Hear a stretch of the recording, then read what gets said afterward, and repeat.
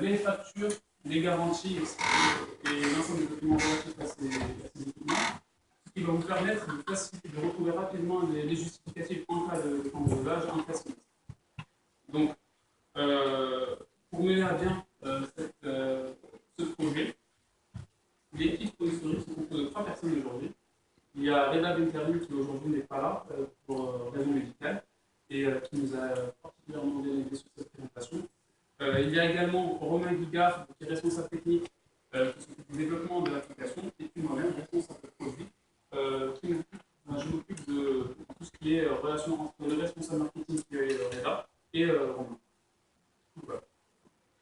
Alors, nous avons fait, ces 4 mois, nous avons développé un premier produit, en tout cas un premier produit, qui aura pour vocation, dans un premier temps, de protéger vos documents en les dématérialisant, en les sécurisant dans un coffre-fort auquel HomeStory est rattaché. Donc, protéger les documents, donc protéger vos équipements et vous protéger vous. Ce premier produit aura également pour vocation de faciliter l'organisation de votre vie dans la maison. Il va vous permettre, à travers une interface ludique, de vous organiser, de simplement retrouver les informations relatives aux équipements. Et enfin, ce premier produit va vous permettre de valoriser vos biens, valoriser votre patrimoine. En fait, à chaque fois, à tout moment, vous allez connaître l'ensemble des investissements que vous avez mis dans votre milieu. Connaître exactement quelle est la valeur réelle de votre patrimoine. Alors l'offre que l'on fait est une solution mobile, donc en regroupant l'ensemble des éléments que je viens de citer, mais on ajoute également la possibilité d'obtenir un dossier de prédéclaration en cas de sinistre. Je vous explique. Aujourd'hui, si par malheur vous avez été cambriolé, vous pouvez sélectionner sur notre application l'ensemble des éléments qui ont été vus et on vous envoie un PDF que vous pouvez donc, automatiquement remplir, dans lequel il y a l'ensemble des justificatifs, etc. Et que vous pouvez directement donner à votre assureur pour les justificatifs. Donc vous venez de voir que notre projet est destiné aux particuliers. Mais ce n'est pas tout, il s'adresse également au marché des assurances. En effet, les assurances essaient aujourd'hui d'optimiser les procédures en cas de sinistre, car ce sont des phases cruciales et qu'elles perdent de nombreux clients à ce moment-là, des clients qui sont insatisfaits des délais et des remboursements qui sont effectués. Lorsqu'un client est insatisfait, il propage une mauvaise image de son assurance autour de lui et les assurances qui s'intéressent aujourd'hui à rétablir un climat de confiance avec eux. Et c'est notamment ce que notre application va leur permettre de faire. Elles vont ainsi pouvoir vérifier l'exactitude de déclaration en cas de sinistre, notamment grâce au dossier de prédéclaration dont vous apparaît à l'une, et elles pourront également conseiller leurs clients sur la tranche d'assurance qui leur convient le mieux. Parlons maintenant de la concurrence qu'il y a autour de notre projet. Il existe aujourd'hui des applications de type Google Drive et Dropbox, des applications qui permettent de stocker tout type de documents. Il existe également des coffres-forts électroniques de type Digipost qui permettent en plus de le faire devenir totalement sécurisé. Notre principal concurrent reste cependant les dossiers de maison, le gros dossier que nous avons tous chez nous et qui contient les factures au format papier et également les garanties. Voici comment nous nous différencions avec la concurrence. Nous avons choisi d'adopter la stratégie Océan Bleu afin de nous positionner là où personne ne s'est encore positionné, donc comme vous pouvez le voir en vert. Nous allons permettre aux utilisateurs d'avoir en premier une interactivité avec les professionnels, donc en particulier avec les assurances, comme je viens de vous le dire, mais également avec leurs documents, avec notamment la possibilité d'être notifiés en avance de la fin de la garantie de leurs équipements. Parlons maintenant de la stratégie d'acquisition des clients. Nous allons tout d'abord nous diriger vers des assurances d'envergure moyenne, car nous souhaitons co-développer notre application avec une assurance pour justement avoir des besoins qui également correspondent à ceux du marché des assurances. Une fois cette application co-développée, nous souhaitons la mettre à disposition d'une partie des clients de cette assurance pour justement avoir des retours sur l'application et ensuite la mettre à disposition d'une plus grande partie de ces clients pour propager notre application. Nous souhaitons la mettre à disposition sous la forme d'un abonnement annuel de 10 €, un abonnement qui sera inclus au contrat d'habitation et donc noyé dans le prix. Nous avons aujourd'hui pensé à l'assurance à prix, car nous avons deux contacts qui nous ont été recommandés au sein de cette assurance, à savoir le directeur administratif et financier Marc Goss, mais également le PDG Bruno. À côté de cela, nous souhaitons mettre en place notre application sur les plateformes que sont le Google Play et l'App Store. Nous souhaitons également fonctionner à l'aide d'un un abonnement mensuel de 2 € et un abonnement annuel de 10 €. Voici les principales hypothèses que nous avons établies pour la mise en place donc, et la propagation de notre application. En ce qui concerne tout d'abord l'App Store et le Play Store, nous avons supposé un total de 1000 téléchargements par mois en phase de lancement. Et nous avons supposé que 20% de ces téléchargements seraient convertis en abonnements. Nous avons considéré que la moitié de ces abonnements seraient mensuels et que l'autre moitié serait annuelle. Un tiers de perte après un an d'abonnement est l'hypothèse que nous avons établie concernant les téléchargements depuis les plateformes de téléchargement. Pour ce qui est maintenant des assurances, nous avons tout d'abord considéré que nous aurions 400 abonnés apportés chaque mois par les assurances en phase de lancement. Et nous avons considéré un taux de perte beaucoup plus faible que pour les téléchargements depuis les plateformes, étant donné que les contrats d'habitation sont généralement reconduits à la fin de chaque année.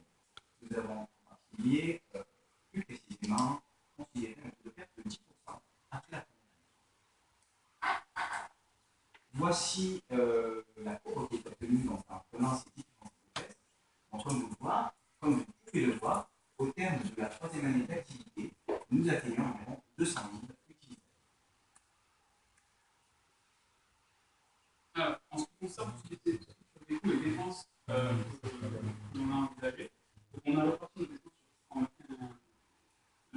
plan financier sur 3 ans. La première année, on a vraiment on a prévu 150 000 € d'investissement en marketing, donc essentiellement orienté envers le web marketing, le marketing au niveau de l'assurance, et puis le marketing médiatique. On a également prévu 100 000 € de développement d'applications justement pour pouvoir développer l'application. Et du coup, à l'issue de cette première année, on a atteint à peu près 7 000 abonnés. Pour la deuxième année, le budget de marketing, bien évidemment, est diminué, toujours en gardant la même proportion par rapport aux différents canaux. On a également un budget de développement d'application qui diminue, puisque à ce moment-là, on est plus sur de la mise à jour et la réparation de bugs qui sont faits sur la première année. Et puis on a estimé atteindre 43 000 €, 43 000 abonnés sur la deuxième année. À la troisième année, on a estimé avoir 3 contrats signés avec le monde d'assurance, en plus de celui avec Apple. On estime atteindre les 200 000 abonnés avec cette troisième année et la possibilité de vendre justement le contenu de notre base de données, comme on aura compris, chez les grands distributeurs.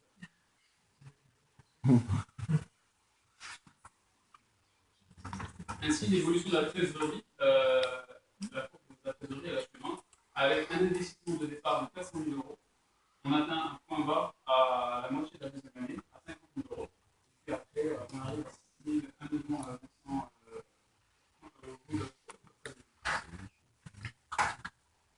Alors, il faut savoir que l'historique, ce n'est pas que ça. Là, aujourd'hui, on va présenter le MVP, le MVP. En fait, l'historique, c'est un peu plus le potentiel de cette application. On va représenter en 3 points. Alors, le premier, c'est la possibilité d'adaptabilité de l'application, la possibilité d'intégrer de nouvelles fonctionnalités. Typiquement, on peut imaginer que je vais rentrer au départ l'application avec le plan. Aujourd'hui, le plan, on peut le personnaliser. Notre fonction, on pourrait dire que le plan, c'est personnalisable et complètement adaptable à votre maison. Et donc, ça, c'est une fonctionnalité à laquelle on a pensé. Également, la possibilité de revendre directement un de vos équipements sur un site marchand type Le Bon Coin.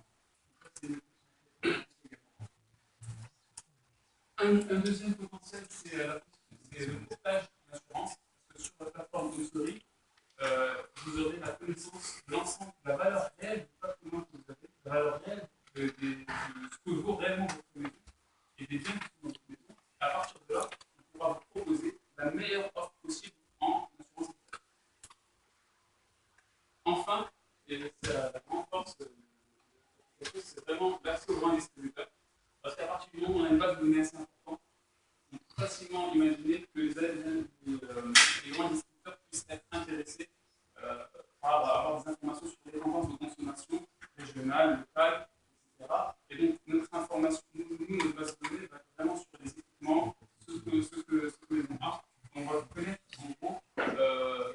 tendances de consommation par les gens. Alors, cet accès aux grands distributeurs, on a pensé par exemple à la possibilité des grandes marques de proposer aux clients qui ont par exemple plusieurs équipements de la même marque des réductions. La possibilité également d'envoyer directement un kit, des petits tags, à l'achat d'un équipement directement par le vendeur, et vous l'envoie directement sur votre plateforme historique, sans vous n'avez plus à remplir des informations. Et puis les revenus apportés par la base de données qui sont, qui, vous pouvez imaginer, Donc passons maintenant à l'avenir de HomeStory. En commençant par l'avenir de l'équipe. Donc Reda détient actuellement 38% des parts et sera de retour en septembre 2014. Amine détient 33% et souhaite intégrer un emploi de chef de projet dans le civil et n'abandonne pas pour son aventure. Et pour ma part, je détiens 29% des parts et je compte bien poursuivre mon aventure. Pour ce qui est de l'avenir du projet lui-même, nous allons recruter un nouvel équipier très prochainement, avant la fin du mois de juillet 2014. Ce membre sera à part entière dans l'équipe et détiendra donc des parts qui correspondent à son implication dans le projet. Nous souhaitons créer la société en septembre et co-développer l'application de l'assurance, tester la version bêta en décembre et lancer l'application au mois de février. Merci pour votre attention.